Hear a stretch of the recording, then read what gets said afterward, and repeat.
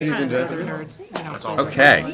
so next we're going to go to the Registrars presentation, but we're also, just to give everyone a heads up, if you are here and ready to present, I'll skip around a little bit on the agenda to get people who are here and ready out in a more timely fashion on a Saturday. So with no further ado, Karen, are you presenting? Actually, Maria is going to be revoking Oh. and we're here to answer questions. Okay, great. Good morning. So for the registrars, as you know, they are elected officials. This budget, typically there are only major fluctuations depending on the number of elections or referenda or primaries that we might be experiencing. If you'll recall, this year coming up, we will have a gubernatorial election, and that is budgeted in this particular budget. And then we don't have a formal presentation for our registrars, but if folks do have questions, both of our registrars, Michelle and Karen, are here for any questions that you might have today.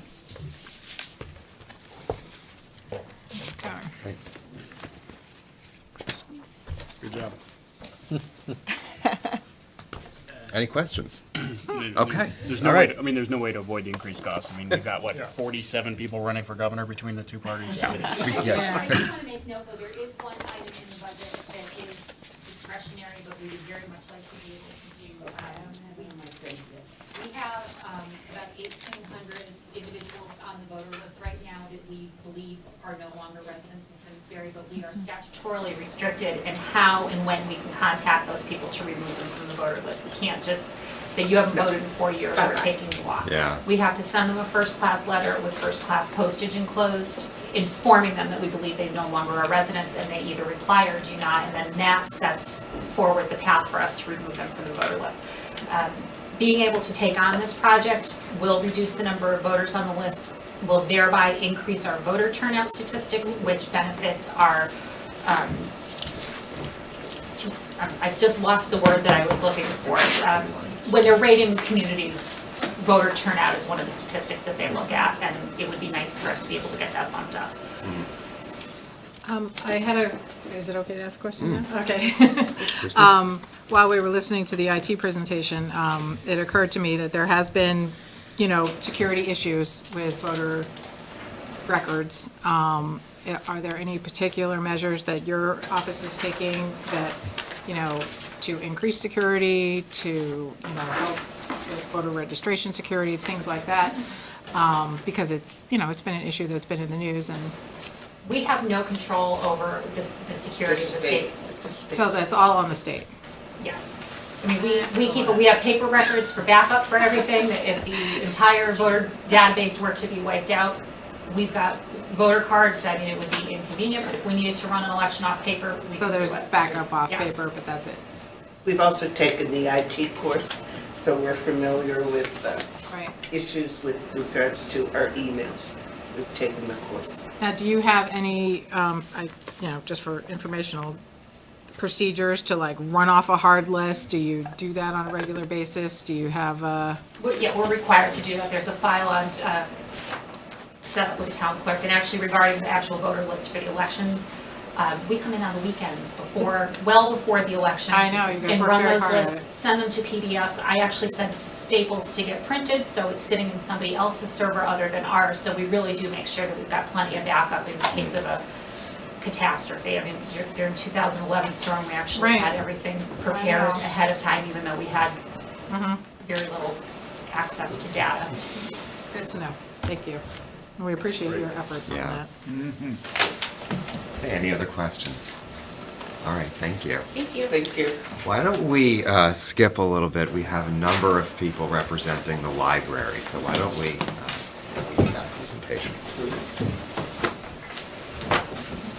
Oh, and I've been asked. Motion to do that, Eric, or can we just do that? We're gonna skip? Okay.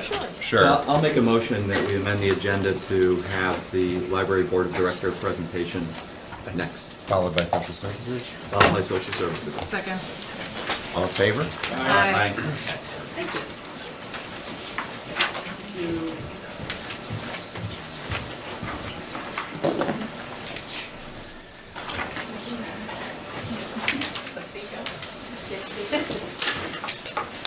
I just want wanted to remind everyone, whoever's presenting, to please just sign in so that Kathy's able to capture that.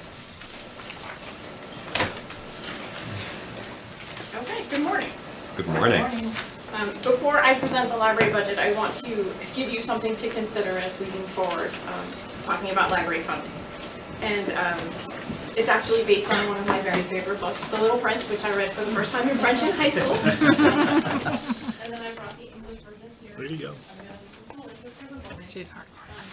The Little Prince is filled with many lessons that really, when you're a teenager, don't mean so much, but when you're a grown-up, they mean a lot more.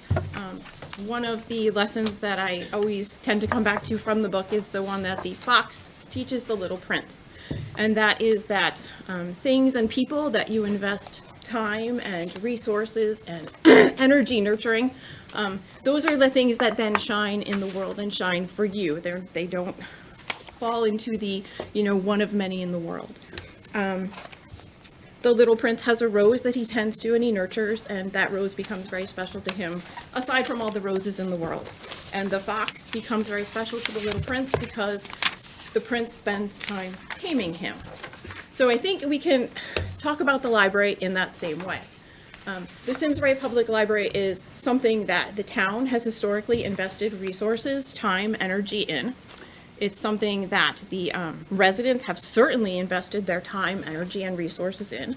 It's a highly engaged community with the library, and it's also one of which they're very proud, and they should be. So not only does the library shine within this community because of all that's been invested in it, it also shines in the greater sort of national library world. Again, for the second year, the Library Journal Index of Public Library Services, sorry, this always happens, has ranked Simsbury Public Library second in its budget ranking behind Darien in the state of Connecticut.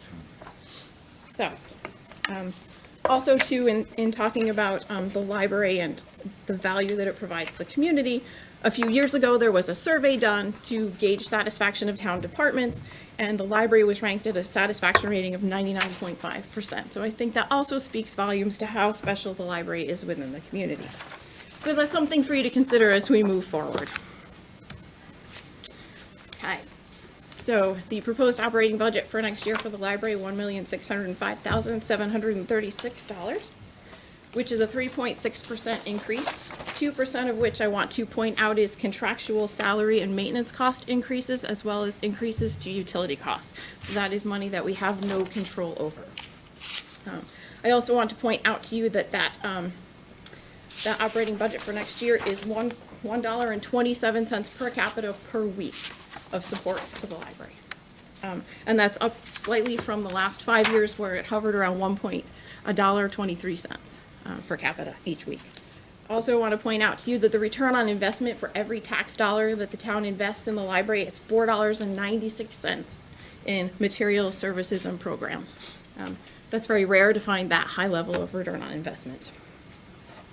We have 17.78 budgeted full-time equivalent staff. Key to note, the library is open 7 days a week for 10 months of the year, 64 hours a week. So the library really is about the people that serve the community.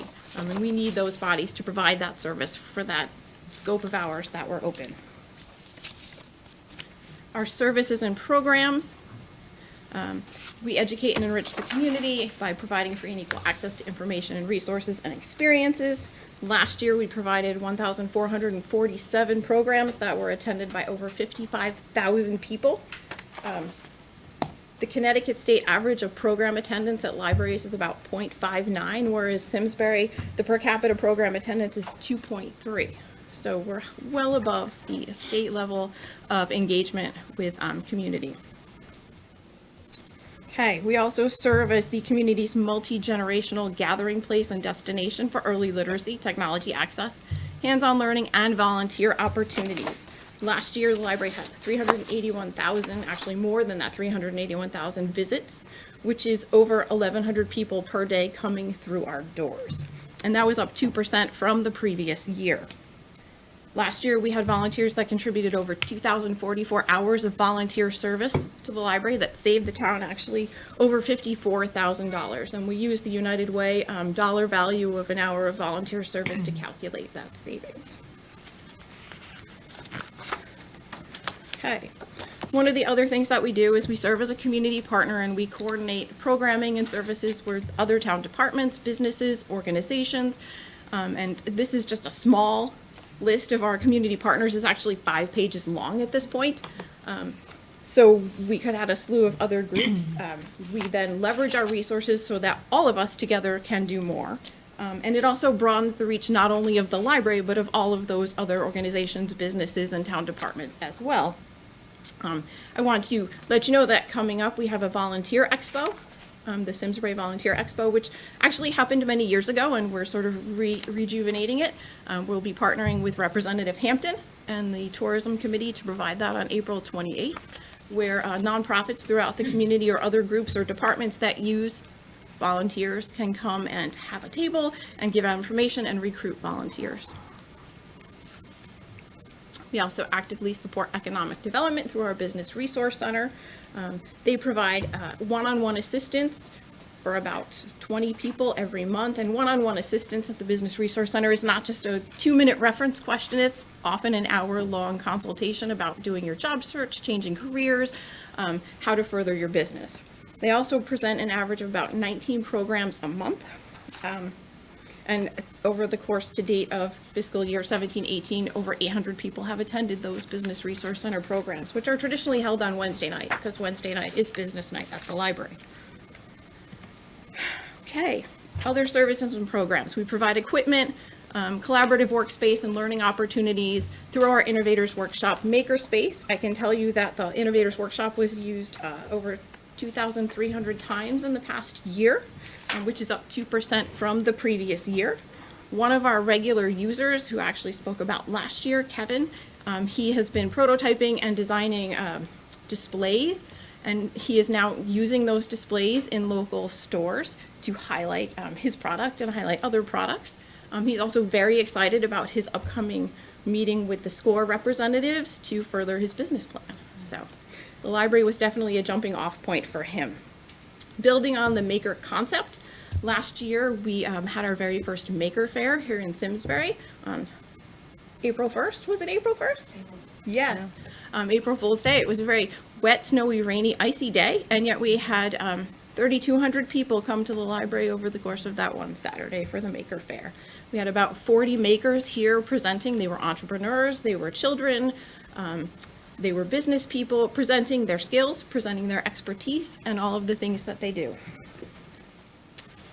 Another thing that the library does is that we are definitely a safe place for teens where they can come and engage in quiet study, which really, they do that too, but they socialize and you know, they learn from each other. And we also provide them opportunities to gain vital leadership and 21st century workforce skills. In fact, this week, Representative Hampton is coming to our Teen Advisory Board meeting so that he can talk to the teens about civic engagement, how the legislative process works at the state, and also get feedback from them on their issues, things that they're concerned about right now. Okay, I can tell you that teen participation in programming at the library went up from an average of 12.5 teens at each program to 19.2 teens at each program over the course of the last year. So the teens definitely have found their niche at the library. Areas of focus for fiscal year 18-19. What I distributed to the Board of Selectmen when I started my presentation was our strategic plan, which covers the years 2017 to 2021. Dave Blumey is in the audience today. I'll recognize him. He was the co-chair of our strategic planning committee a few years ago, and he did a great job. When we were embarking on our strategic plan, we used the Harwood Institute model of turning outward and looking to the community for what their aspirations were and what their concerns were, and then pivoting back to see how the library could help people achieve their own aspirations. So we did many focus groups. We talked to a lot of people. We got a lot of good feedback. So again, our areas of focus are based right off that strategic plan, and it guides us to the future.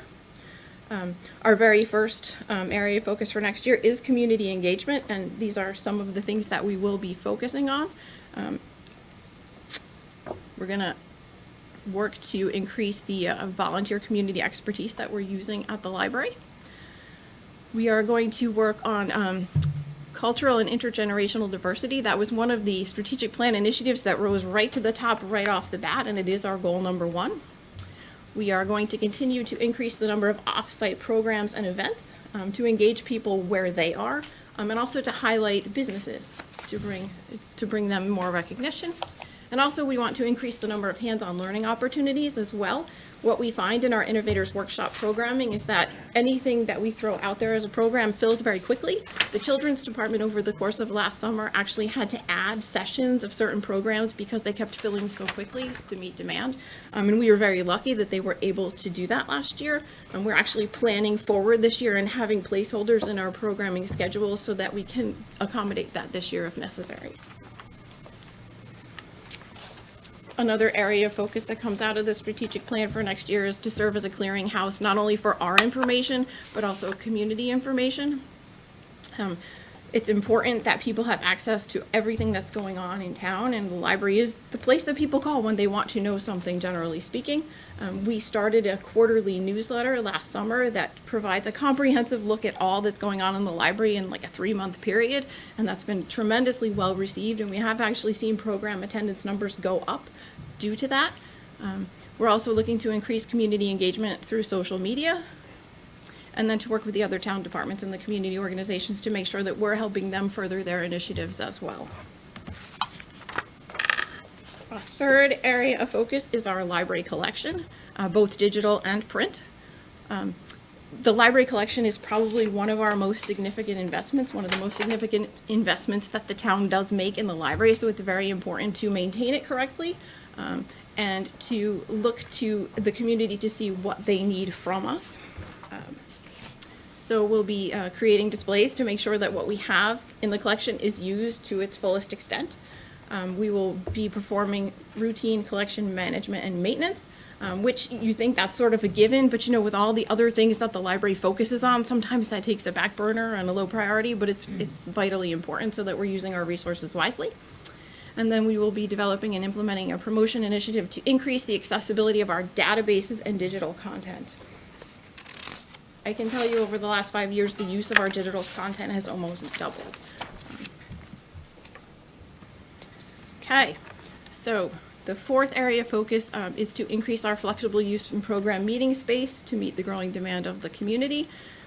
One of the other topics that rose right to the top during our strategic planning process is that we were running out of room to fit library programming, community programs, town department meetings. So with that in mind, we started looking at our unfinished space on the lower level, and we determined that we could easily convert that into additional program and meeting space.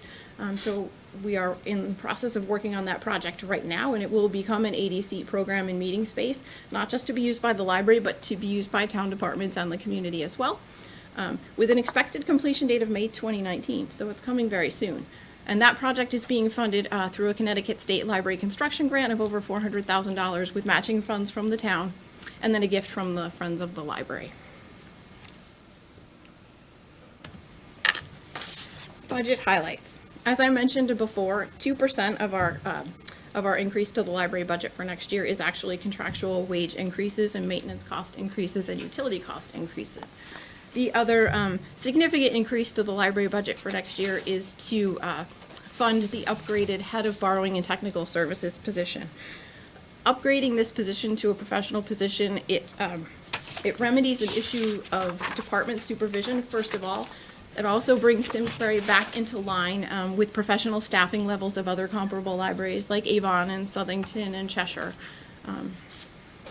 So that is another significant increase to the library budget. And then we have smaller increases to the copy and printing that supports that new comprehensive newsletter. And you'll also find that we do have a slight savings of $2,300. Last year we changed over our bank fee, our credit card vendor, so that we would save on bank fees when people pay their fines with credit cards.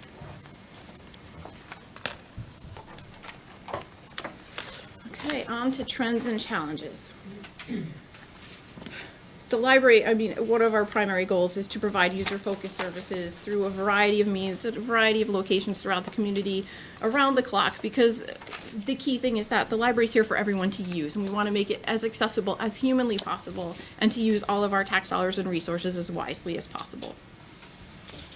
And then circulation of materials and community engagement at the public service desk. And actually beyond the library, those continue to be core library functions as much as the library has changed over the past forever, I guess. Our circulation per capita in Simsbury is 15.4 items. The state average, I can tell you, is 7 items. So we do have a highly engaged community with the library. I can also share with you that last year the library staff engaged with over 4,000 people at 23 outreach and community events. It's important to go and meet people where they are because that's where you hear what they need and what they want. And then we come back to the library and as a staff, we discuss how we can work to get them what they need. And then we are constantly evaluating what we do, what we have, the services we provide to make sure that we're doing them in the most cost-effective manner as possible. One of the primary focuses for this current year is relying on community expert volunteers to present programs. And I can tell you that in doing that and focusing on that this year, we've saved almost $84,000 when you extrapolate the expertise that we've presented through volunteers presenting programs. I can also share with you that I received notification yesterday that we were one of 100 libraries across the nation that received the Revisiting the Founding Era grant. So grants is another way that we look to save money. Okay. Another trend and challenge. We know that even in converting the unfinished space to a flexible program meeting room space, we still need more room. So the staff and the administration is currently looking at ways that we can look at the rest of the library and how we can make the space more flexible so that we have more gathering places. And then one of the things that we're always cognizant of, the library administration continues to monitor the state budget just as you all do. There's borrow it reimbursement funds that comes back to every public library in the state to account for the people coming in from outside of the community that use your library. And we receive about $19,000 annually in borrow it reimbursement funds. That is continually on the chopping block to go away in the state budget. It never has yet. It probably never will, but it's something that we need to anticipate just in case. It currently is in the budget for next year. It may come in at a reduced rate, but that funding is money that needs to come by statute directly to the library, and then the library uses it to fund the maintenance on our RFID circulation equipment. So it is something that we would need to make up for should it go away.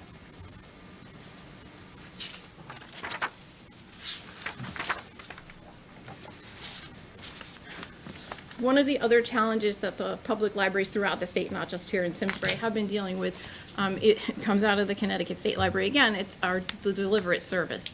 In 2016, the state library reevaluated its delivery service.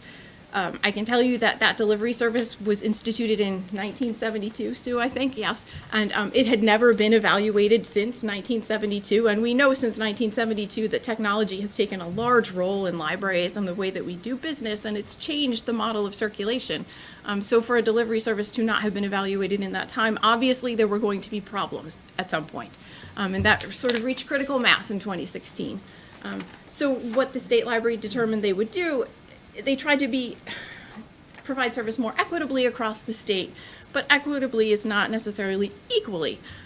So it actually did wind up decreasing the level of service that many libraries were provided, unfortunately. And Deliver It, the delivery service that goes between all the libraries in the state, it actually supports resource sharing and the leveraging of library material collections throughout the state, which actually helps libraries save money.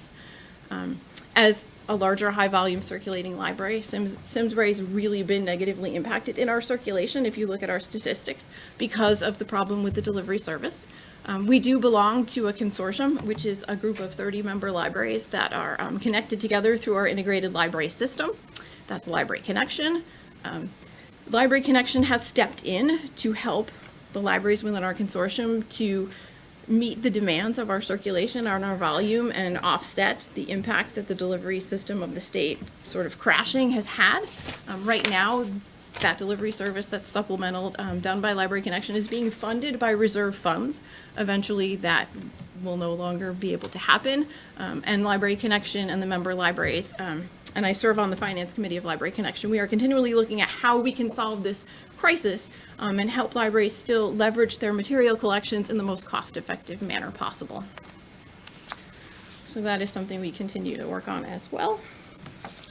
And then we have one capital non-recurring project for next year that is upgrading the computers, monitors, and technology in the children's room. The children's room is currently working, the staff and actually the public technology. It's the equipment that was purchased when the library was renovated in 2008. So this year, that equipment will be 10 years old, and we know in the world of technology, 10 years is too long to have equipment in place. We also know that technology and access to technology is one of the core functions of the library, and it is one of the core ways that the community interacts with the library. So this CNR project is pretty significant, not just to the library, but to the community as well. And it also, again, comes right out of goal number 2 of our strategic plan. So that is the end. Thank you. You're welcome. I just wanted to acknowledge that there's a lot of representatives from the library, both staff and the board and the Friends of the Library, and none of this would function without this partnership. So I wanted to acknowledge that. What questions do board members have? Just a quick one. Lisa, can you speak to the change in the children's program participants? Because everything else seems to be very steady over a 5-year I average. can speak to that, certainly. Over the past 2 to 3 years, we've had a lot of turnover in the children's department. Some of it has been retirements, and we also had our department head leave to become a library director in Massachusetts. So certainly when you're understaffed, you're not able to provide the same breadth and scope of programs that you were able to. Okay. So I can also tell you that in moving to the STEM and STEAM model of programming, you may see our attendance numbers in children's drop because the number of children that you can accommodate in a STEM and STEAM program is much smaller than you could for some other kind of program that can accommodate more kids. because obviously you're providing a fantastic breadth of programs down there. Has that created any issues for attendees or staff in terms of number of spots? Because, enrollment and number of kids has gone down a bit in town. I would imagine there's still pretty substantial demand for those programs. Absolutely, yes. Okay. Yes. Go ahead. No, go ahead, Chair. As far as the delivery of materials digitally to the public, I was just curious because I know a lot of us are involved in book groups and things like that who make demands on the library for certain books at certain periods of time. Is there a way that your digital services can service those groups so that you don't have to use the delivery service as much? And I'm just trying to think of a way to help that cycle. I appreciate that you're thinking about that. The problem with the issue and problem with doing that is if we were going to service the book groups digitally, we would need to purchase. Digital content is purchased by license, so we would have to purchase 10 copies of whatever book you're reading. So we're not actually saving funds. Interesting. Yeah, Huh. that's the pricing model for right now. That's For most things. Yeah, that's unfortunate. We do But I have- do appreciate what your staff goes through, and I know there's a lot of book groups who use that service. Sue, do we have 10 book groups that we support? Yeah. Yeah. Just some education, please. How is a library visit measured? A library visit is measured by people coming in the door. So it's not taking something out, not grabbing a service, it's just in and out that door. Yep, so they may be coming for a program, they may be coming to have something notarized, they may be coming to check something out, they may be coming to work on a puzzle. Okay. But you actually measure somebody who may actually not consume a service at all, that you may go in, sit down, read a book, read a magazine, walk out. But that is That's a visit. consuming a service, isn't But it? I'm just saying, Because it's they are not, using it. you're not asking, they didn't do something that actually triggered it in the sense. that- Right. Okay. So fee collection. My family of 4 children, particularly one, account for a significant number of late fees. Of course, they can all read, And come on. I have yet to have a successful, message to them to sort of mitigate that cost. But I fully believe in the collection of fees by the library for overdue. And so just curious, what percentage of collection are we at? Like, are we at 80, 90? I mean, how much goes uncollected in a year? I don't have an answer for that right now, but I can certainly get it for you. And that's like, just, it's more One of the anecdotal. things to Wanna know keep how in much you mind, though, offer? too, I can that tell you how much we pay, right? that We actually have a tally at home. policy-wise, the library does not charge seniors fees, so there will be a significant number of fees uncollected because based on policy, we just don't charge them, which is a Right. great service to them. Right, so I can have my mom check out everything from my kids. Is that way I can do this? That I can game this That's not system? why I told you I this, am deep into hundreds of dollars of fees. You can also They move may to not digital like talent content. selection though. Mark that down, Sean. And one last one, I personally use Overdrive. Yes. As a service, and, Yeah. and there's, to me, is always a philosophical balance between delivering something electronically and then encouraging a person to physically use something, which is part of the fabric of a successful library and a community, I think, and going in there, and making them go in and grab a book rather than reading on a tablet or something. I think I'm gonna actually disagree with you on that, but okay. Oh, so for me? Yeah, no, I I'm saying for understand. me. I do. Okay.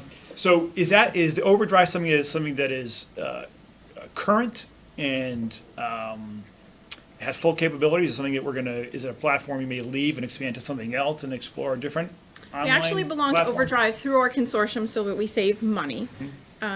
We are continually looking at other options for providing digital content. We also provide Hoopla that has electronic books that actually you don't need to go on a hold list for. If you haven't tried Hoopla, you should. I can also tell you that by offering Hoopla access, it's a different kind of payment structure. We've actually saved the town over $85,000 by having Hoopla rather than owning all of the content that Hoopla provides. So it's another way of saving funds. Overdrive, we purchase every month. I'm the one that purchases the adult content. So if you ever see something that you want that we don't have, please shoot me an email. I'm happy to order. No, again, I'm a proponent, especially with my children, of encouraging them to come into the library and experience that tactile experience of a book. So don't add too much for me. You won't see what But however, I'm gonna share with you that if you switch them to digital content, there are no fees. Oh, I get it, believe me. There is that flip side to There is a it. lesson to be save learned of money there. responsibility. I'm gonna limit their screen time. That's the thought. It's like, There's that. thank you. Lisa, I know that there's collaboration between other libraries in the area in terms of reciprocal, being able to take books out from different libraries and Yeah. whatnot. What other things have been explored, are being explored to either improve services or save money by working with our libraries in our area? Well, the collaboration of borrowing materials is actually statewide, so you could go to Fairfield County and still borrow with your Simsbury library card. We work with other libraries on programming. That's one of the primary ways that we've been working so far. For National Novel Writing Month, we collaborated with Granby and West Hartford. That is the primary other way right now Yeah. that we're looking to save resources. Thanks. Yeah. Lisa, the $95,000 gift from Friends of Library, Yes. is the overall gifting this year, is it about the same, a little bit more, a little bit less than previous years, or? I don't need a 100% accurate number. Yeah. I'm just interested if it's a little higher this year than normal. I honestly don't know the answer to that, but it's something I can get back to you with. Okay. Yeah, I just think it's important to point out just how important the gifting from Friends of Library is for the success of the library. Absolutely. I mean, that 95,000 is just slightly under 6% of the library budget, and I think it's just really important to continue to have that distinction made as we have communications with people. Very, very significant. Yeah, I agree with you, and thank you for pointing that out. Yeah. Other questions? You know, while we did approve, you know, I brought it up, I think we have to talk about that 24,000 for the change in position in context of the overall pressure of the Board of Finance. I still support the position, but as we look at the overall budget, you know, that is something that I think is probably going to be part of the discussion. I'm not advocating that we cut it or change it, but again, if we have to get down to 175, that is certainly going to be on the table for discussion, at least from my standpoint. So, And that is something that the library board has talked about as well. okay. Have you explored any outside funding for the new computers? For the we have not children's at this room? juncture, no. So, No. I just didn't know if that was something that. One of the things that I think is important for everyone to recognize is that technology really is a core function It of is. library service. Yep. And so I feel strongly that the town really should be supporting that. That isn't to say we shouldn't seek grant funding when possible, but as when the library was renovated in 2008, and I wasn't here, so anyone can correct me, it's my understanding that the bulk of the technology, if not all of it, was funded with grants and the Friends of the Library. I was wondering. And that it's been sustained that way for many years, and I think there has to be sort of a philosophical switch and change in thinking that it's a core function of the library. There are people in town that are in the library doing their job applications because they don't have a computer at home, they don't have internet access at Pay their home. bills in there. Well, I asked that because I think it's important for people to know that we Yeah. have relied on outside donation Thank you, and yes, grants we for have. a long time for that. And it's sort of the same philosophy of switching into operating, you know, I it's, agree. you know, what's a core service and what's not. So So I think, there are many things that we do apply for grants for, such as construction and programming, but for core sort of functions, I think we need to know that there's a sustainable base. all right, you're right. Thanks. Thank you very much. You're welcome. Okay, let's do social services next.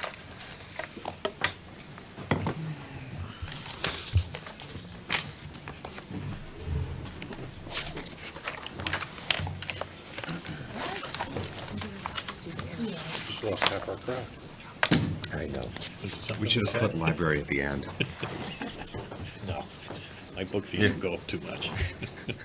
Hey, Peterson's paying them all, it's all good. It's a big difference, changing your credit card.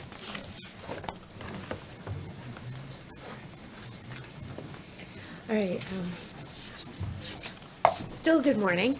Good morning. Thank you for having me here this morning, and I wanted to thank you in advance for anticipated understanding of my first presentation to you here with the town of Simsbury, and that if I cannot answer a question for you, to please be patient with me, and I would be more than happy to research it and get back to you. But I will do my best to hopefully have all of your answers this morning. One thing that I wanted to point out before I start is that it's not on your slides, but a lot of our services that's provided through social services and through the senior center are supported through outside contributions, grant opportunities, and trust distributions. So there is a large amount of our budget that's comprised of non-general funding, and we're very proud of that. Overall, our budget for community and social services this year is coming in at $493,495. And overall, we're experiencing a decrease this year. Our overall decrease is a 0.9% decrease. Our decrease is mostly being appreciated due to the change in salary for the social services director with my having come on board this past October. So we appreciated the savings with that. Our major programmings are provided with 4.71 FTEs. We do have 4 full-time staff between social services and senior services, and 1 part-time staff person that provides our senior outreach programming. Our main programs, some of our main programming that we have are our youth services programmings, which our main programs are Juvenile Review Board, Youth Service Bureau, Family Therapy Program, and Positive Youth Programming. Our Juvenile Review Board is something that we work collaboratively with the police department, and it's comprised of members of the community, representation from the Board of Education, again, the police department, our court system, as well as a member from our faith-based community, and myself. We recently made some changes to the way that we're offering the Juvenile Review Board, and that has helped us to see more cases and to see more cases efficiently. Previously, we were seeing about 8 to 12 cases annually, and with the changes that we've made just in the 6 months that I've been here, we've already seen 13 cases. So that's helping us to be able to provide a service to our youth in town and give them the opportunity to remedy any negligent or illegal behaviors without having to go up to the court system. And one of our select persons, Mike Payne, is actually a member of our Juvenile Review Board. Our Youth Service Bureau, we do have funding from our state for youth service programming, and we work very closely with our Simsbury High School, with the psychology and mental health team support services, and as well as high school student members for that programming. And what we do is we look at trends in the school that the youth are experiencing, and we look to support programming within the school. This year, our theme is Find Your Balance, and that's something that we're helping to promote with the schools, with the students. We see a lot of anxiety and depression happening with our students, particularly in the high school, as they're trying to, achieve maximum success and get ready to move on into their future, whether it be college experiences or work experiences. So we're trying to help support them in that. And that's programming that we also are tying into other agencies within the community. We're working with the Community for Care, which is also chaired by one of our select people, Cheryl Cook, and working with the library as well to look to see how we can combine programming. One example to give you is that we're working all on a programming for vaping.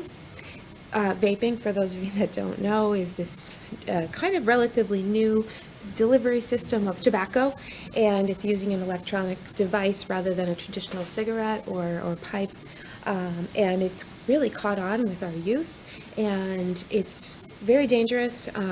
There's significant health implications, and it's also illegal for anyone that's under the age of 18 to possess the device or the product that you put into the device. And we have actually seen a lot of our cases at the Juvenile Review Board where students are getting in trouble in school for possessing and using these devices during school time and on school grounds. So in combination with the Community for Care and our Simsbury Public Library and our Social Services Youth Service Bureau, we are presenting on March 14th about the dangers of vaping, and we're hoping that that message will get out to the community. So that's just one really good example of how we're all working together with a small amount of funding to have the maximum service for our community. And the last one that you see on there, I skipped around a little bit, is our family therapy program. That's a really valuable service that we provide to members of our community. Any family member that has a youth in the community that's experiencing a difficulty, a mental health issue, or just, some anxiety in school or some depression, we're available. And with our program, we contract with local mental health providers, and I sit and screen the family member and their child and connect them with a therapist. And with our program, we provide the first 5 visits for free under our funding. So a parent doesn't have to have insurance and doesn't have to bill it under their insurance in order to get help for their child. We usually have about 25 to 30 participants each year under that program. Next, we have some of our senior programmings at our senior services. We have an average of 164 visits daily to our senior center, and that's for any of our programmings. Much like the library, we're counting the seniors that are coming into the building and accessing services. We have, as of date February of this year, we have 1,012 unduplicated seniors that utilize services at our senior center. Some of our programmings include intergenerational programming, which we also partner with the library for. Art programs, ceramic classes, we have our own kiln, bridge club, WE groups, wellness activities. We provide blood pressure checks through the VNA, and also wellness and educational classes for our seniors. We have exercise and fitness every day at the senior center, and we also provide nutrition and socialization. And Kathy, our senior center coordinator, is our mandatory municipal agent for the elderly. Our dial-a-ride is provided through contracted service. We contract with Martel, and we provide dial-a-ride services 5 days a week. We have 2 buses on the road Tuesday through Friday and 1 bus on Mondays. We do receive some outside funding for our dial-a-ride services. As Maria had stated earlier, we received some funding from Greater Hartford Transit District. We are anticipating a slight reduction in that funding this year due to reduction in the state budget. And this year we're going to be receiving $4,700 from them. We also receive funding from the Connecticut Department of Transportation for an enhanced dial-a-ride service. Our enhanced dial-a-ride service allows our participants to have transportation to medical appointments that are outside of our immediate area. And that funding is just over $34,000. Our users, right now, we have an average of 9,345 trips each year with our Dial-A-Ride participants. And through our enhanced grant, we provide 747 average annual trips for medical appointments. So it's a very big service, and many of our seniors wouldn't be able to get around town without it. Within town, we provide trips to the bank, to the grocery store, to the senior center, bringing folks into social services to utilize our food programs. So, every day our buses are full. And within the first 6 months of this year, we've already traveled over 25,000 miles. So, we'll move on. And I'm going to talk about our lunch program when we get to our hope for future services this coming year. Proposed budget, some of our services highlighted for social services. Our big programs are a lot of times coordinated or connected to monetary benefits. We provide energy assistance. We have energy assistance that's passed through from the state of Connecticut, and we take all of the applications for the residents of Simsbury. Last year, we completed 184 applications for energy assistance, and that provided $104,255 to our Simsbury residents to keep their homes warm over the course of the winter. Renter's rebate is an important program that's available for our seniors that rent, as well as our individuals with disabilities in the community who rent. They come to us each year to apply. That is programming funding that comes through the state. And last year, we completed 119 applications for renter's rebate, giving just over $63,000 back to those participants. And a lot of people really rely on that money. The checks usually come out by November, and that's what a lot of our folks will say, I use that to celebrate the holidays with my families, or I use that to get some oil or some heat before energy assistance started. So folks are really dependent on that funding. Our other big programs are our food assistance programs. A lot of people that come to us that are falling on hard times, we necessarily can't solve their problems, but food, we say, is something easy that we can do for you. And when we provide food for a family, directly or indirectly, our message to them is that we might not have been able to solve your financial crisis, but if we can put food on your table, then you don't have to worry about budgeting for your food, and you can put your money toward other necessary items. Our two biggest food programs are our food closet and our Cheese Day. I believe several of you have come and participated with us for Cheese Day, or you're invited to come to future Cheese Day distributions. Those happen every month. And again, two of our select people usually come monthly, Mike and Cheryl, and it's a great big help. And it's a really nice time to see your constituents. Cheese Day participants last year, we had 243 households that completed 872 visits to our monthly Cheese Day program. Food closet, we had 292 visits last year to our food closet. Our holiday program helps to provide toys to our families that celebrate holidays involving toys. And last year we provided toys to 61 children, and that's through generous donations within the community, individuals and businesses making donations, as well as the police officers collecting toys for us. And we provide notary services. We provide assistance with evictions. We are actually served if there's any eviction in the community or an ejectment.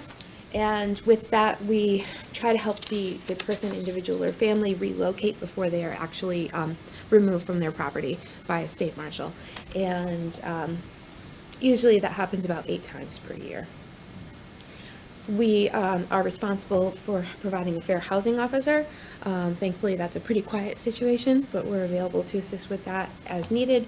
And also having a Veterans Affairs officer, and that's myself, and I've been working with our local VFW to help support some of our veterans in the community who have been having difficulty finding their way.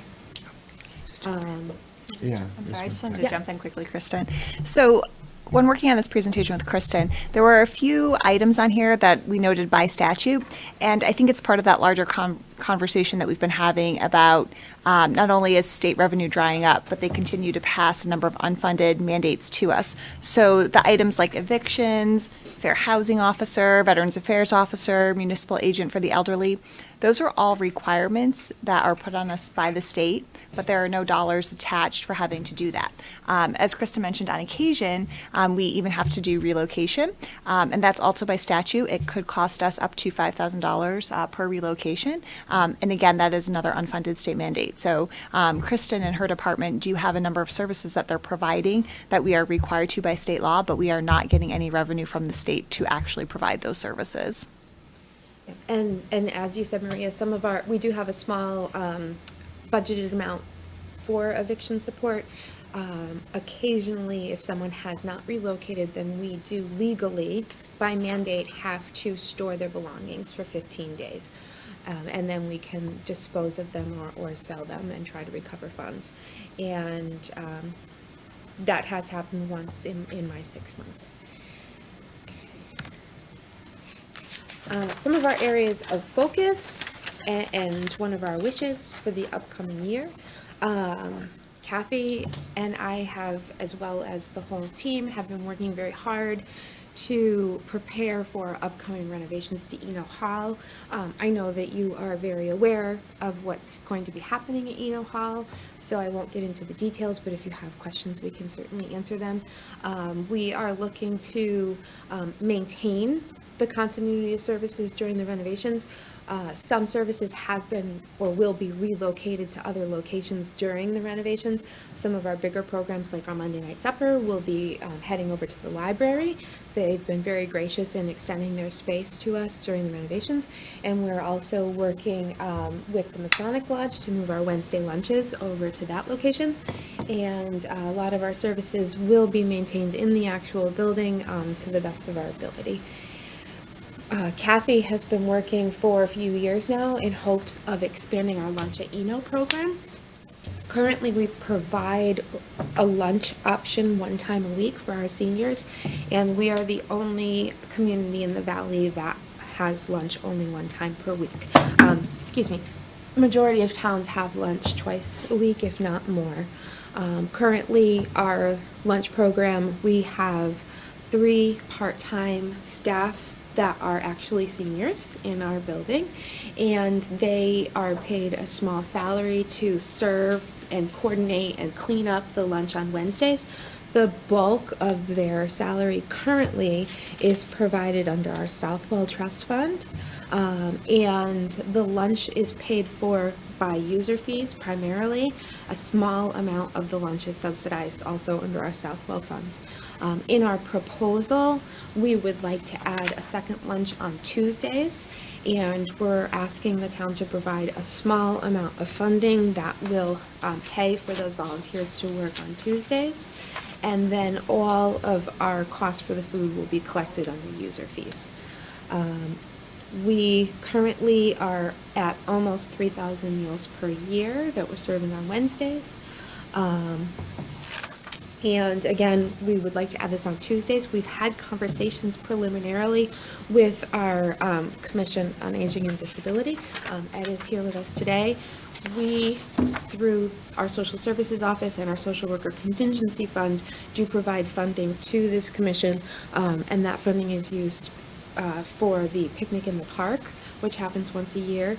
And then the commission, and not to speak out of turn, but feel free to jump in, does fundraising to provide a program called Super Tuesday, which gives a free lunch 7 times a year to the seniors. So if this proposal does move forward, we're going to make sure that we work closely with Ed and with his commission to make sure that both programs are acknowledged and represented. We are working on implementing some social media aspects to our programming. I've had folks ask me, but do seniors really use it? And I said, yeah, they absolutely do. In my previous community, I had introduced Facebook for our senior center, and it was a huge hit. Not only were our seniors enjoying it, but their family members as well. Anytime we had an event or a trip, we would post pictures, and everyone just loves seeing themselves on Facebook. And the kids love seeing their parents on Facebook. So we just started working on that. Unfortunately, right now, haven't had a lot of time to get it really going, but that's a goal of mine and of Kathy's as well. And then just working with our other entities within the community to keep our services going. And one of the things that we're going to be looking at are our mental health issues and our opioid epidemic. Within our community, we do receive a grant from KSAC, and that grant, we've talked about it previously in other board meetings, that grant covers the cost of Narcan for our police department. So we do collaborate with our police department on that front. And there is a new emerging effort that's being explored and coordinated by our health district to create larger group support within the Valley communities as to how we're going to address the opioid epidemic. So there's going to be more information coming out about that. And it is something also that Community for Care works on, mental health issues and substance abuse issues. And we are planning in May a community book reading, and that's another collaboration with the library on a book that is about a young girl who is growing up and loses her sister to heroin addiction. Is that an item we should be mentally placeholding for funding in the future? Because obviously it's an important issue to discuss and to fund, so that we're not only providing the support from the police department side, but the preemptive, can we help people before it gets to that level? Yeah, I think that you're right to put that on our minds as something that's really becoming a very emergent issue. It's something that doesn't appear to be going away, unfortunately, and other communities have already started working on it as, you know, a community front or a local area front of what programming we can provide.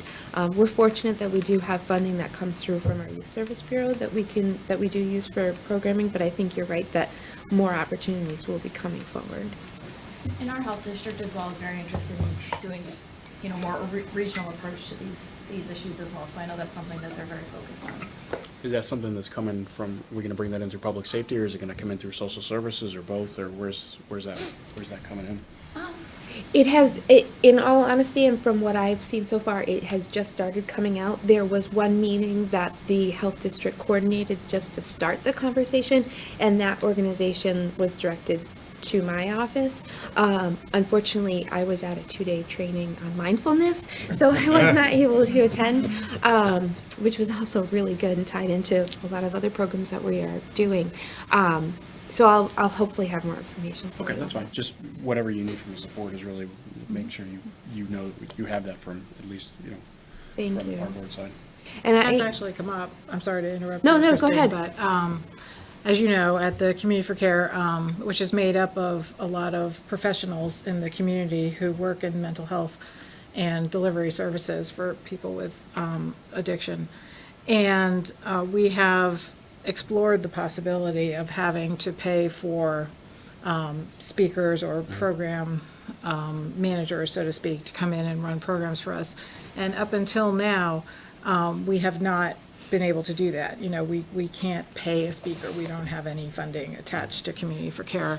And it has been, you know, we've had a great collaborative effort with a variety of departments in town, police, social services, the library, everybody has pitched in.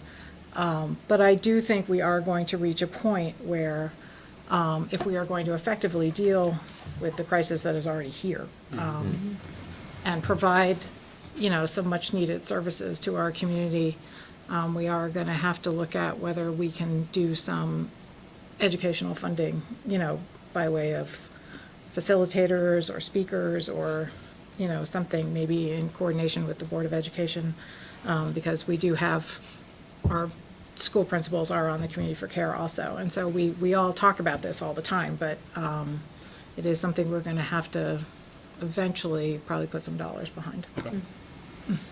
I would agree. That's sort of an aside, but I'm, If we don't address it now, we're going to have to address it later. And I know people have been affected by this, and let's try to address it now. Because frankly, I think our residents deserve it, and We I have already agree turned with the down point. from- speakers who have asked for a fee that we are not able to provide. So it has happened. And we've been very fortunate to have a lot of people volunteer their time and expertise. But, there will come a point when we're gonna Yeah. exhaust that. I was thinking, obviously, community care is a mechanism, but also back to the services that you talked about a couple of slides ago with counseling and with parents is that a place we need to explore additional funding beyond the grants that you're getting or beyond the traditional funding sources as well? Because obviously the educational piece is important, but also the ongoing confidential support to make sure that people. That family that are- therapy program Yeah. is crucial, and I'm actually surprised that it doesn't get used more than it does. I think that's mostly a lack of knowledge on the part of the public that it's available. Yeah. But I know, people who have used it, who have said that it's an amazing benefit to our community that we can do this on a confidential basis with no cost to the resident, just to get the person started with much-needed mental health services. It's a big benefit. I mean, again, not to over-dramatize it, but we're gonna put $100,000 towards tree cutting for Emerald Ash Borer, which is certainly important. I understand. And, we're not necessarily exploring a similar line item for this, and of the two crises, one seems to be a little more closer to home than others, not to minimize the tree issue, but, No, I know. again. And I think it's wonderful that we're having this conversation today, and even though it's not, indirectly, there are things in my budget that support the effort, like family therapy program and working with Community for Care in the library. But I appreciate that moving forward, next year it may look different, where there may actually be a budget allocation in our budget asking to support this crisis further. So I thank you for having that conversation. Kristen, just, I believe in full transparency, so I want you to be as critical as you can without feeling any sort of repercussions and all, but I need education. Sure. We've got, you have a long respected history, and you've got background in other communities, and I think that Simsbury is looked to as this Class A beacon that provides the top level of services and is in a better position than many other ones. And I'm glad from this board that we're able to meet many of those. But, you've got addiction services, you've got dial-a-ride, you've got energy, you've got financial, you've got food, you've got the youth center, the seniors, you've got addiction, you've got all these things that we do and provide socially. So which is the one that you think is which one are you most concerned with? They're all incredibly important. But as you benchmark us against where you've seen your peers in other towns, which is the one where you think we're falling short or we need to pay attention to going forward significantly? I think that eventually the concern is going to be manpower, because our department is very small. And It's woman power, it looks like. thank you. Women power. Yes, thank you. People power. How about that? We'll go with people power. Other communities that I have been in, the social services department and the senior center is much larger, and there's much more people power to drive these programs. So what I'm finding is that there's a large amount of programming and efforts, and the things that we are providing are very much in line with what other communities are providing. They're very typical services. But we will fall into difficulty, especially when we're talking about introducing new efforts to combat upcoming crises, is that we are not going to have the people power to continue to do these things. And it's conversations that have been very smally already touched upon, that, as the administrator of the departments, the bulk of my effort is actually indirect service. So we don't necessarily have the hours and the bodies to move forward as these things are increasing. And there are other programs that could be put into place, but we don't have the people to do it. So it's safe to, nobody ever has enough money for anything, right? Right. Doesn't matter where you are in the world. So it's safe to say that of this board, if you looked at this 5-year strategic plan as we think about, and Maria looks forward to a long and glorious career in the town of Simsbury, that we're in line with our budgeting and our expenditures to meet the needs as they can be to the best degree of our citizens. But human capital will be the way, our budgeting concerns in the future to deliver these services. Yes, because we would need more manpower, woman power, capital to not only deliver these services, but to have the time and energy to research the possibilities. So as I had said, there was an important, strategic planning meeting about how to move forward to address the opioid crisis, but there wasn't a substitute to be able to attend that when I was busy with something else. So it's going to be looking at the people power and then the money that's going to follow behind it to implement more programs. Now, my last question then on this was, I asked Tom earlier, so if you've got 4 FTEs, what would be your perfect, is it 2 more FTEs? Perfect would be another FTE for both departments, yes, so 2. Currently, we have 1 part-time person in Human Services, Social Services, so, even if that was made whole as a beginning launching point, but yes, at least 2 more. Maria? And this is an area that Kristen and I have had some conversations around. So we do not have a full-time BSW or MSW level staff member in our social services department. That can. What does that mean? I'm sorry. That's a Bachelor of Social Work or Master of Social Work level individual. So we don't have a full-time person that can do, as Kristen said, that direct service work or case management work. So right now, her direct service work that she's providing is quite substantial as the director of the department while she's trying to do other things. And I think when we spoke, some of the statistics Kristen provided me, as many as about 6 clients a day that she's working with, in addition to performing her duties. And as we start facing some of these more complex issues such as the opioid crisis and others, we do not currently have an LCSW, which is the licensed clinical social worker on staff. And again, that would technically be a service enhancement for us. It's something that Kristen and I explored. I didn't feel that we had the funds to be able to make that proposal this budget cycle. But again, as we're looking forward and looking at maybe some service enhancements and addressing some of these more complex issues, it's certainly something I think that would have some value and for us to have that conversation in terms of funding and supporting Kristen's professional development to obtain that LCSW designation. So we could, if needed, provide that clinical level of support to our clients. So it sounds like there's an effort already, but probably something for us to discuss from a priority standpoint in the parking lot or wish list of looking at the next 6 months towards, what's the short and long-term plan between the town manager and your department. And then, generally it takes us 6 to 12 months to warm up to funding, but, again, it makes sense when there's a need, right? And not to speak for everybody here, but, again, rough math, we're spending $500,000 on social and senior and mental health support, and we spend almost $4 million on plowing the streets. Again, the streets are really important, but it seems like as the population ages, as the world becomes more complicated, as there's financial issues, it's probably long since time to go beyond the great work that the volunteers have done on community care and your department has done, but to put this at the top of the list to discuss from a funding and a priority standpoint. And you're correct, Sean, in saying that, and I think that Simsbury is not any different from other towns in that you're right, we do spend a lot of money on the things that everyone accesses and things that are outwardly important visually. You're driving down the street and if I break my rim, I'm going to call Tom and not be happy.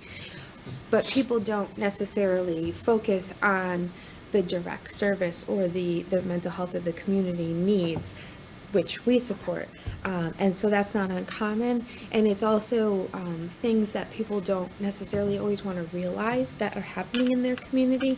And I think as a goal, that's one of the things that I'd like to work on and be able to help people see that, yes, it's Simsbury, and yes, it's wonderful and beautiful and amazing community, but we have need here, and we have families that can't pay their rent, and we have families that can't access nutritional food for themselves, their children, their seniors.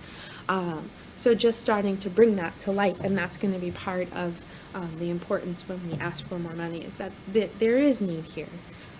It seems like there isn't, but I think, Sean, a couple other things that kind of add to that strategically is, we've seen on public safety just the increasing aging demographic in Yes. Simsbury, and the activity and cost demand that puts on the police as well as the Voluntary Ambulance Association. And I think to add to that, we've talked about this concept of looking at senior services as the entire community as a campus, a college campus, which, for example, working on Facebook, for example, I'm sure is limited because there's limited resources to really devote time to that. So there's a number of things that are kind of coming together to put pressure, on the staffing. So I think it's a really good idea, the parking lot, where we think we've got some, staffing issues, so. Can I just bring up one other issue? And I know you didn't touch on it directly, but with the dial ride decrease, and maybe Ed could speak a little bit to this too. I was just, because I serve as liaison to those committees.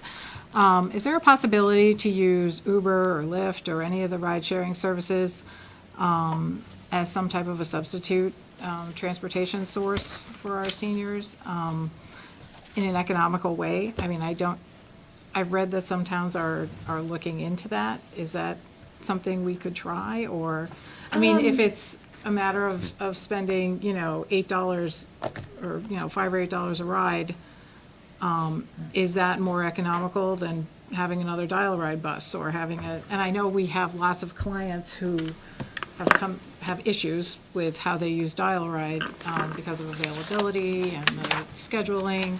I don't know if that's a possibility, and I don't know if that's one of the, ways we could sort of save time and staff if there was a way to use that resource in an economical way. Having not looked into that, I don't want to give No, I know. answers that I'm not knowledgeable on, but what I can tell you is that the reduction that we are seeing in our budget was only $1,580 from our Greater Hartford Transit District contribution. So I'm asking that the board fund that through the general fund. No, I understand. I was thinking more about expansion. Expansion. Yeah. And so just to give you an idea, that $1,500, that's our enhanced grant, and we can tell you that that's 60 passengers, that's 57 less trips. So I think as a launching point to look into what you're asking, could we Uber that or whatever the other acronyms are for these rides? And I've How normally much say would that that because cost? Right. And I think it's an interesting point, what would the cost be? And also what would the cost to staff time be? Because having everything funneled through Dial-A-Ride and the contract with Martel is that it's very easy for us. Right. And it's managed by this outside transportation agency. So the cost staff-wise is minimal. If you looked at coordinating Uber or trying to navigate through something like that with our seniors, that's going to take us more time. Yeah. And in communities, the past two communities that I've worked for, we have not contracted with outside agencies. The Dial-A-Ride has been managed through the town, but that gives you a significant expense because you're adding staff time. So I it's have an been in your interesting office when question. Dial-A-Ride is on the phone, and Yeah, and it's I've like- seen how that goes, but No, it's. you have to pick them up now, or we don't know where they are. It can be a Yeah. little stressful. So those are interesting questions to answer, yes. I just, for filling in idea. gaps of, we have a lot of transportation issues in this town because we don't have any We're not on a line. institutionalized transportation for residents. We're not on an ADA line, and We're not on anything, so I just thought maybe as a way to fill in the gap, Yeah. I don't know, Ed, do you ever use? I was just gonna say, I've personally done some Uber rides in town, and it's typically less than $10, depending on where you're going. Yeah, and we have actually looked at that at the housing authority, Right. however, the difficulty with doing that is the residents and seniors have to give up their credit card. And, it's on file, whether it's in cloud or someplace, and they're somewhat uncomfortable about doing I was actually thinking, what if that was a way we could have, some An type of account? a fund, some type of thing, some way that we did that, access it. and access it. I think that's a great idea, especially when we have Even if clients the that it's seniors an paid emergency, in, I mean, too. even if you said, do you want to put in $25, like they do for Dial-A-Ride, it's $25 and there. But, I don't know, I'm just That's interesting. trying to. I would totally, we've talked about that before, and I think, to me, it's less of how do we diminish the cost of transportation, but more, How do we expand? what new models are out there to Yeah. expand? And it comes with consequences, but I think it's a really important area for us to look at when we, again, really look at the total community relative to seniors. Well, it's so. been a big issue with the housing authority. You know, it's hard to service, you know, for the residents to get around because it's relatively remote and. Mhm. I don't know what the percentage is of the Delaware. I know we utilize it frequently, 5 days a week. Right. Well, I know, it's a big usage. One really creative way that one of my previous communities handled it was in addition to their dial-a-ride fleet, and it was a very large, expansive fleet with a department of its own and its own coordinator, but a level that they had invested in was having a large cachet of volunteer drivers. But what they did was not expecting the volunteer drivers to drive their own cars, but the town had a fleet of vehicles that they allowed the volunteer drivers to utilize. And, yeah, you know, liability and Well, we kind insurance, of looked but into that with the housing authority and. didn't work. It didn't work. Well, it's called ITN. Yeah. It's an independent transportation network Hmm. that volunteers use their own vehicle. And that's through that ITN network. This was, the town had done it itself, and that's how they managed the increased demand for the transportation. Also less reliable. I mean, volunteers are great, but, you know, they're not totally, you know, reliable for Well, all times of the day and night. I mean, there's a lot of complications when you begin to look at a voluntary, Yeah. but you take the voluntary Uber using technology, I think there's a lot in there that could be looked at. You have, you have a lot of liability issues and everything, Yeah. but if you look at volunteers with technology, you can create a degree of responsiveness and dependability that just didn't exist in the past. I think that would be an incredible something area to to look look at, at. Yeah. Yeah. Renee, were you gonna I have just think we something? have to sort of, you know, Start being open our creative. eyes to how, you know, as Yeah. Sean said, we have an aging population with increased needs, and we are a transportation deficit Yeah. town. It's, Yeah.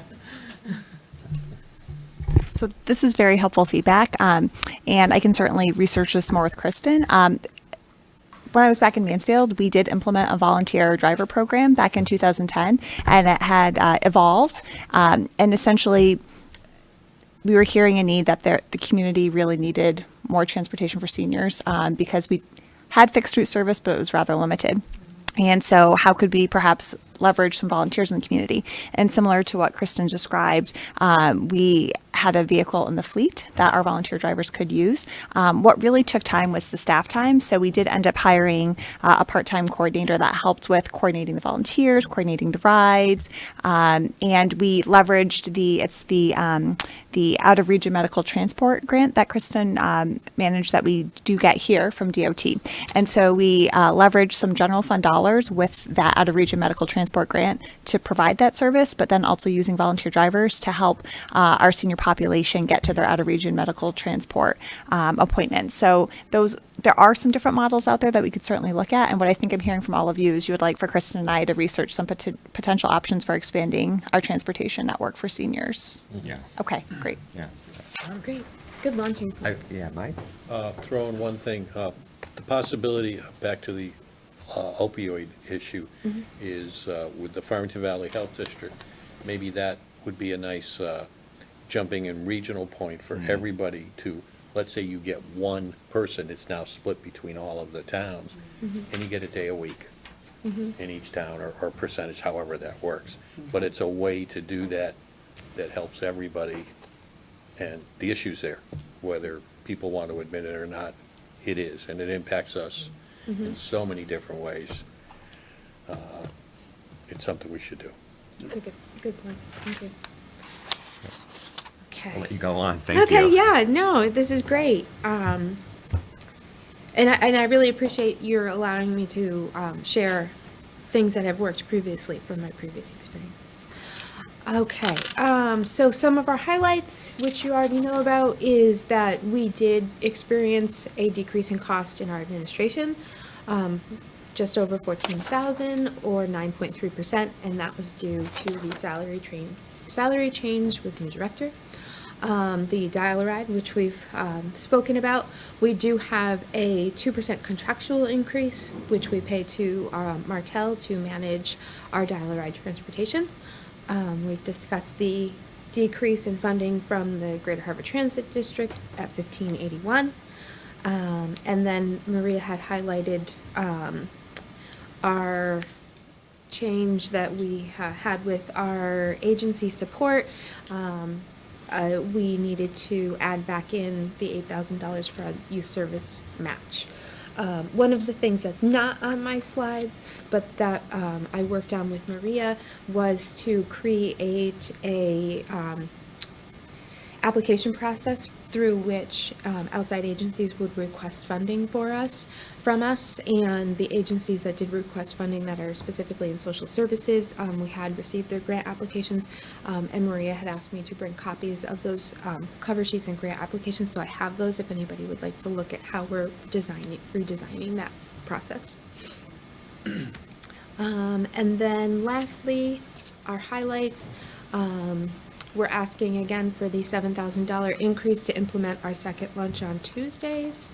Our estimated cost is about 42 cents per meal through the general fund. And that's again covering the cost of the site servers and some paper supplies. And the cost for the meals will be paid for by user fees. And our food will again be provided by McLean's, which is where we receive our food on Wednesdays. We're excited it's going to be a little bit different fare. We're going with a cafe style for Tuesdays. Okay, and this was what I just said regarding the outside agency support, and some items, any items that you want to flag for the end of the day. I can Yeah. just quickly touch on this. So this was the item I noted earlier in the morning about new development. So again, we had uncovered a budgeting error. We do receive funds from the state of Connecticut. It's the YSB, the Youth Services Bureau grant. Communities are required to have a matching contribution. Our contribution is $8,000. We apologize. We omitted that while we were budgeting. And then we had over budgeted outside agency support by $1,000. So we had uncovered two budgeting errors within this particular budget. So again, the net unbudgeted impact in the managers proposed was $7,000. So Sean, Melissa, and I have flagged that at the end of the day for that sort of parking lot list of items. Some challenges, which I think the first bullet point outlines what we just talked about, our challenge of continuing to meet the needs of our clients as demands for services increase and resources decrease. Continuing to see folks that are financially in need, particularly right now facing challenges with unemployment, and we're having some challenges with even accessing those benefits. So looking to make sure that we minimize disruption to our seniors and to our social services clients during our renovations to Memorial Hall, and helping individuals to understand what the process is going to be and why the improvements are needed. And looking to maintain our dial-a-ride services, even though we're having a slight decrease in our grant funding, and continuing to collaborate with all of our town departments and other community organizations to provide our services. Any other questions? Thank you. Are there any other questions? Great. This has been a really good discussion and a great education. Thank you. Thank you. Thanks, Kristen. So I'm looking at the time, and I'm thinking that breaking in about 30 minutes would be the right thing to do. That sounds good. I know that our interim police chief has been here since the beginning, and I wanted to, would you be prepared and would you want to present now, or? I am prepared and I can. I know I was waiting on one or two police commissioners. Sure. We should probably Let's wait. wait for All right. that. And, sure. I would wait if. Yeah, let's do that. Do you want to do planning? Yeah, would you be ready, Jamie? Okay, can someone make the motion to amend the agenda? Move that we amend the agenda to move planning up the next. Second? All in favor? Aye. Okay. Okay, I never wrote back to you. There's one typo.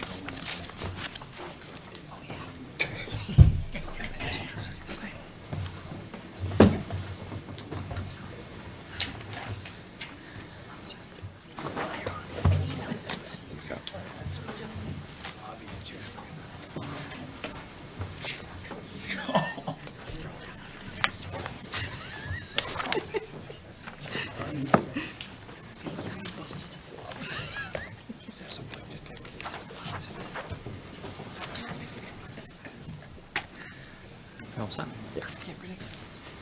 I'd like to begin off by saying good morning, everyone, and I'm glad to be in Simsbury today because we have been without power since Wednesday. Oh, I'm so sorry. So we have been camping in our living room, wonderful experience with fireplace and food provisions. And we do support library services and communities because I spent a good deal of my day there yesterday and final preparation for today's presentation. With regards to our budget for the Planning and Community Development Department, we are looking at an overall budget of $653,879. That represents a 2.22% increase or $14,516. Primarily that is associated with raises associated with contractual obligations. I'm just going to step back a little bit because I don't like to read slides to people. You can do that on your own time, so I'll try and fill in a few of the pieces other than reading slides directly to you. With regards to the department, it's really comprised of 2 divisions, or some could say 3 divisions, but for discussion purposes today, I'll just talk primarily with regards to 2 divisions. That's planning and land use and building. So if we look at those as 2 separate entities. The first division I'll talk about is the building department.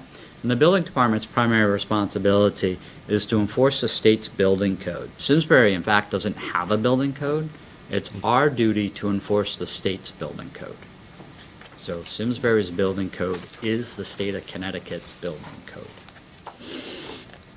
We do that with 3.5 individuals. We have a full-time building official, a deputy building official who we just brought on board 3 weeks ago. And we have a building specialist and a part-time clerk. Last year, that department issued a little over 1,800 permits and completed over 2,200 inspections. This year, we estimate that we'll issue a little over 2,600 permits and undertake another 2,000 inspections. What's wonderful is a year ago, you allowed us to increase our staffing levels by 1 in the building department. It actually took us 6 months to fill that position because it is very difficult to find a qualified, well-rounded individual in the building field that is also certified as a building official in the state of Connecticut. With all that permit activity, the total construction value was a little over $31,000. In comparison, to date this year, as of March 1st, we're at $51 million in construction values.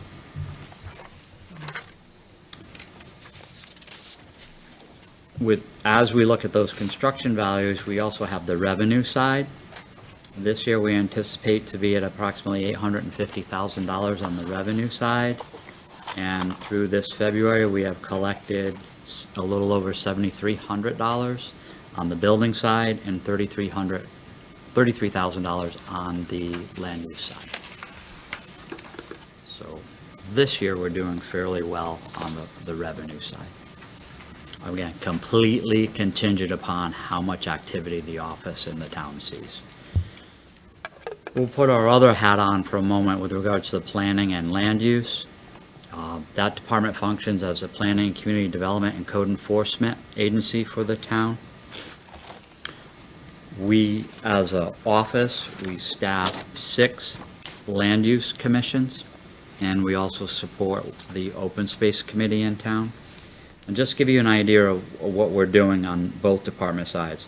We process all the building permit applications, we process all the land use and zoning permits, we process all applications associated with the subdivision of land, we process applications associated with code and map amendments for both subdivision and zoning regulations, we process applications for construction projects in historic preservation areas, we process applications associated with projects in the Simsbury Center District, we process referrals from the Board of Selection under Connecticut Statute 8-24.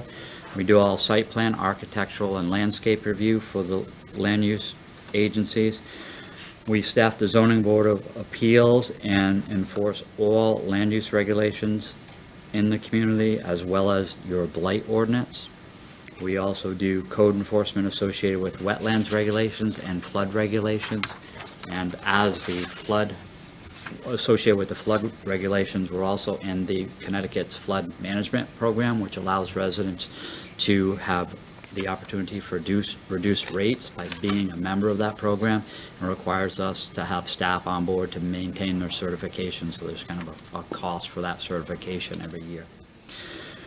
We enforce all aquifer protection regulations, we enforce historic district preservation regulations, Simsbury Center Code, Hartford's Simsbury Form-Based Code. We also maintain and update the town's plan of conservation and development, and we support the town manager's office, board of selectmen, engineering, parks, culture, and public works on various land use matters, and particularly with regards to the town manager's office and the board of selectmen on matters associated with economic development.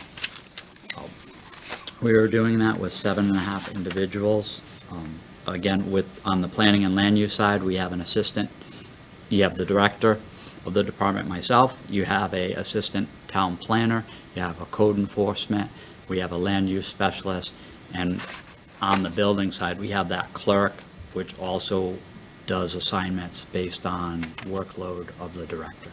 So Debak works kind of two hats on the planning side and building side. Again, I touched upon this briefly, but again, we also participate in environmental planning, transportation planning, historic preservation, community planning and development, economic development, long-range comprehensive planning and implementation. We've been involved in open space planning and the plan of conservation and development. I'm very proud of the fact that the Planning Commission did adopt their POCD last November. We did this on time and under budget, so with regards to our requirement to have an updated plan every 10 years by the state of Connecticut, we are in good standing. I did do one thing with regards to the plan of conservation and development. The U.S. Census is on a 10-year cycle, 2010, 2020, 2030, 2040, and we did an update, in essence, in 2017. So we were using slightly dated social, economic, and demographic data from the 2010 that has best guesstimates as we move to 211, 212, 213, 214. My suggestion, just looking into a 5-year plan, that instead of doing a full comprehensive update in 2027, that we do a light update perhaps in 2022 to get on a much better census data cycle. So we're working with current data and not stale data.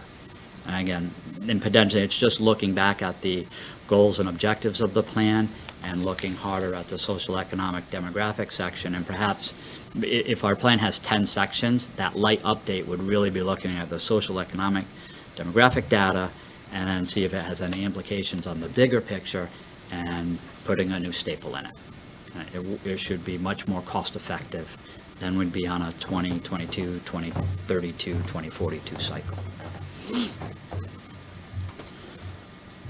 With regards to our actual budget, as I mentioned in the very beginning, the primary costs associated with our increases are $11,817 associated with contractual raises and salary increases, $1,500 in contractual services associated with planning and community development, and $1,500 associated with contractual services anticipated with increases in permit software. With regards to the $1,500, I've always been asked in the past whether we need additional staffing.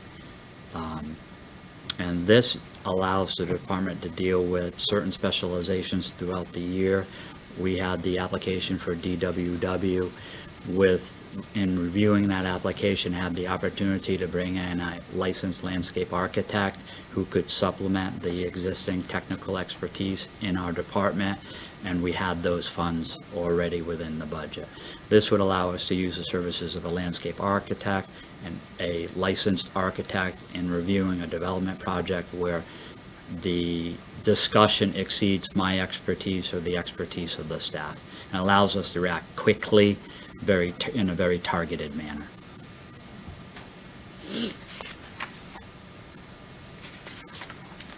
As we look further into trends and challenges as we look to the future, residential development has always been something that Simsbury appears to be concerned of. We've seen a slight change in the demographics associated with our housing type and also the ownership versus rental market. You see that in the construction and permitting that is undertaken in the community in the last 5 years. The net result of some of that transition from ownership to rental is a potential population increase by over 12% from the 2010 census. The U.S. Census had Simsbury, Simsbury's population decreasing from 2010. So with a population of just over 23,000, they had you decreasing by 2020. You're potentially going to be up around 25,000, 25,500 in 2020. And that's primarily due not to single-family residential growth, but the multifamily rental and ownership growth. With regards to economics, with that growth comes increased ratables, projects associated with Powder Forest, Dorset Crossing, as well as the former Hartford property, which is 200 Hop Meadow, that is been purchased by the Silverman Group. And to let everyone know, they just received their letter a week or two ago from the state of Connecticut and received their permit to proceed for construction. There are some conditions there, but we're hoping they will break ground on that project. With regards to building vertically, they've been working on the site on infrastructure, but building construction within a month. That's the south piece. The north piece. The north piece, the smaller. The 40 acres, yeah. So the 200 Hop Meadow is north and south. The north side is 40 acres, south side is 100, and the south side is the site that had the office complex on it. But no communication or intent on the south side, the larger property, right? There is intent on the south side. But any activity of any type, whether it's electronic filing, questions, anything to you at all? We have had preliminary discussions with the developer on the permitting process associated with the south side. Which is very encouraging from my perspective, because I think we anticipated perhaps a longer lag between north and south side. It appears the south side may be moving The only reason why I forward. asked, I think that the board here collectively, or any town employee, whether you're at Starbucks or Fitzgerald's or at a kid's soccer game or at school, you just constantly get barraged with what's going on with, what's going on with, what's going on with. And it's nice to operate with the most up-to-date, so it may not be favorable, but at least we have answers for those people, those residents and their questions. The developer has been moving dirt on the site since January.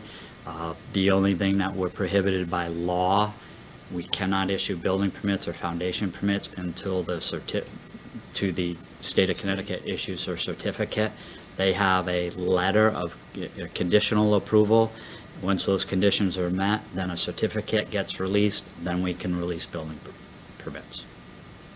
We've already reviewed the plans for the assisted living, which is a 120-bed facility.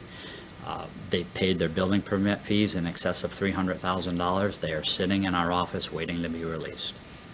And we've reviewed foundation permits for multifamily housing associated with the other aspects of that project, and they're waiting to be released. And Jamie, real quick. I noticed that the building permit fees vary pretty widely year to year. What's the philosophy on those fees in terms of, is the intent for them to basically make this department, pay for this department, or is there a different philosophy on that? We've actually had those preliminary discussions with Maria with regards to the fees. I've actually looked at an analysis that Mansfield did a little over 6 months or a year ago in the fall, and we're close. Most communities charge a percentage of construction costs. In Simsbury, it's $14.26 per $1,000 of construction. So if you have $1 million, you divide it by 1,000, then multiply it times 14.26.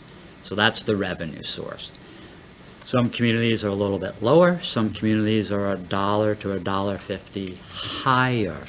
It's a policy issue set by someone other than our department. Sure.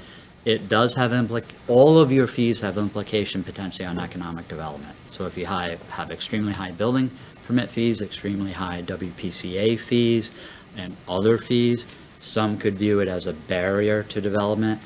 Others would say it's not a barrier. If they want to come to Simsbury, they will pay those fees. So it's not, you can't look at building permit fees in isolation. Sure. You have to look at the zoning permit fees and WPCA fees also. I just want to plant that seed because as this board later on gets into conversation on economic development, that's a potential lever. Yeah. Maria? Thank you for asking that. I had spoken with Jamie and had Jamie and our graduate student intern do a little bit of preliminary work around building permits, knowing that economic development is an important priority to you all, wanting to get a handle on, particularly with our greater Hartford, counterparts, where do we fall for our building permit fees? Because I think that will be a conversation within the context of economic development. Are our permit fees attractive enough that it's going to attract growth and interest, or are those permit fees a barrier? And again, philosophically, how does the board feel about cost recovery? Because some folks take a very traditional approach that they want the fees to cover the cost of the building department staff. That's something you may decide you want to do, to have full cost recovery or maybe partial cost recovery. But all of that, I think, is important background for that larger economic development conversation. And so I was very thankful to Jamie and our graduate student intern for doing some preliminary analysis for us on that. Great, thank you. You're welcome. Just to put it in perspective, we're charging $14.26 per thousand right now. The assisted living facility construction costs came in a little bit over $20 million. If you raise that fee $1 and went to $15.26, you're going to generate another $20,000 of revenue on a $20 million project. But the question we don't know is that $20,000, would it have been too much to kickstart that program? It has to come from somewhere.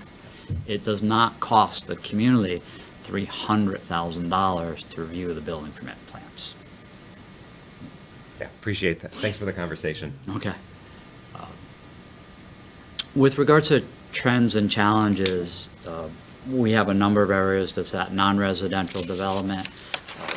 As the director, we try and look at and evaluate the non-residential growth by section. We look at how many single-family housing permits are being issued, how many multifamily are being issued. We look at the commercial trends of what is happening in the community.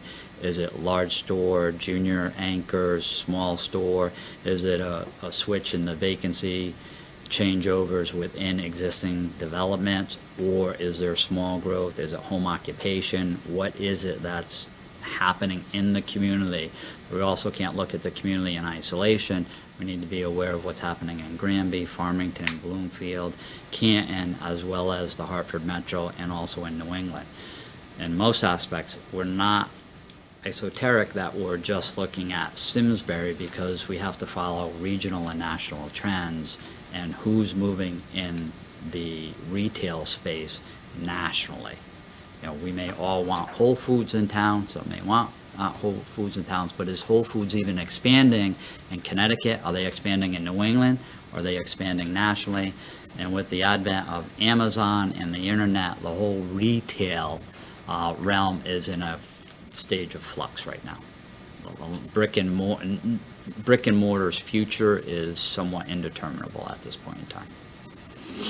With regards to economic development, falls into that we are looking to track that not just on a local level, but on a regional and national level. As we look at the regulatory review, that falls into the first two, because we're constantly monitoring compliance and regulatory issues in order to support that high quality of development. Simsbury has a wonderful track record of having high quality, well done development. It's part due to the work of staff, commission, and your regulations. And in essence, you need a confluence of all three, because if you don't have the confluence of all three, there's kind of one little chink in the armor, and you may get unintended consequences based on decisions made at all three levels, both the regulatory, commission, and staffing level. We'll just go back to that. I have just a few things to add to that with regards to, again, we're very proud of the fact that we got our POCD done on time. We're proud of our work with the Silverman Group on the Hartford. We also, in the past, have worked with the Gerard Brothers on their site at 690 Iron Horse Boulevard. Excuse me, with the Gerard Brothers on Iron Horse Boulevard. We've also worked with the Scullys, who are the new owners of 690 Hot Meadow, which is the Ensign Mansion. We've also been strong supporters of economic development initiatives coming out of the Selectmen's office as well as the new town manager's office. We continue to utilize prudent financial management of existing development assets and within the department. And we really enjoy working with all of the town's land use commissions. You have a lot of talent on your land use commission, so it is a great opportunity for us to be able to staff those commissions. I am available for questions. Thank you very much, Jamie. Are there other questions? Yeah, Maria. I just wanted to quickly add, we didn't prepare a formal slide on this, but for economic development, there was an existing program budget for essentially Main Street, and that's where Main Street was budgeted. And I did just want to draw your attention that Main Street had requested level funding from us this year in the amount of $45,000. So in the proposed budget, it does include level funding for Main Street in that economic development budget. Again, technically, that doesn't show up under Jamie's budget. That's a separate program budget, but it's a related expense. And just wanted to draw your attention to it in the event folks had questions or wanted to discuss that at all. So now's our chance to talk about that. I think now would be a good time, if folks Okay. are comfortable with that. We had listed that under community development, planning, building, economic development as a topic. All right, because when we talk about level funding, we cut them $5,000 last year. It's not exactly level from. Yeah, so was it level from? It's 50 or level from what they received. Level from the Last current year, year But appropriation. not from the years before. Yeah. They were at $50,000 Yeah. before last year when we started cutting everybody. Yeah, we cut everybody. That's what it was. But that was not really level for them. They had been level at 50 for quite some time. So are they interested, I guess are they interested in us returning to the 50, or are they foregoing that? 45, Okay. Yeah. for 45. 45. Okay. Excellent. Okay, Sean, Just asking. next one. That makes the conversation later or Monday easier. That's $5,000 Actually, less. I- Okay. Yes. I have another question about our, the department's interaction with all those groups that you mentioned. Some people have brought up consolidating some of those boards and commissions. Do you have any feelings on that? I know I it's, know it was a- and your it was your a charter department covers a lot of that, and they did come up in charter review, and they decided not to combine planning and zoning, but there are some other areas that statutorily we could combine, maybe conservation or,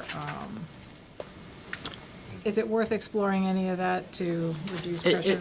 It's potentially worth exploring that because we look at office resources and people, and you just had a great discussion with human resources and what can you do with the staff you have, and do Right. you need more?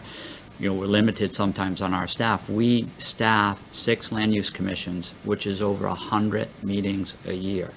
I understand that, that's why I'm I'm- asking the question, I'm concerned about that. There is some redundancy in roles and responsibilities, but conservation and wetlands, we're dual hats right now. You can't not have you should not have a conservation commission. But can't they fall under planning? You could combine planning, conservation, and wetlands. Right. So, as we get to talk about economic development, I'm very interested in continuing this conversation, because not only could it free up capacity in your department, but also understanding, reducing the lead time to make a good decision for a Exactly. developer. That's where I'm headed down, it's Yeah. gonna make it, if it could make us more efficient on several levels, then I think we should talk about that, and it would ease the burden on your department as far as staffing goes for those 100 or so meetings. One of the efficiencies, even with the makeup you have now, inefficiency, also an inefficiency, so I'll say that. Every land use commission meets, except for zoning board of appeals, meets every 2 weeks or twice a month. So when you just finish a meeting, as well as the board of select, when you just finish a meeting, you're already in gear to do another meeting. So it's very difficult sometimes for a developer to react to a meeting on Monday night, revise plans, get those plans back to staff, back through engineering, back through the director, back through other staff, turn it around in a 2-week window. In most instances, we're very good in doing that, so it helps, but it's also a hindrance in some occasions. Do you get feedback from developers on that? The good part about it, Cheryl, is when they don't potentially get the approval they would like on Monday, we constantly remind them that it's not a month delay, it's only potentially a 2-week delay, because we're meeting 2 weeks from now, which they appreciate greatly. When those items are small in nature, or in essence CAD or drafting errors, and we can make those changes quickly, and it's only a 2-week delay versus a month, because what happens sometimes, slippage in Simsbury is 2 weeks, it slips to a month. In other communities, that slippage would be a month and then another month. So in most instances, our minimum slippage is 14 days or to 28 days. In another community, that could go out for, in essence, 60 days.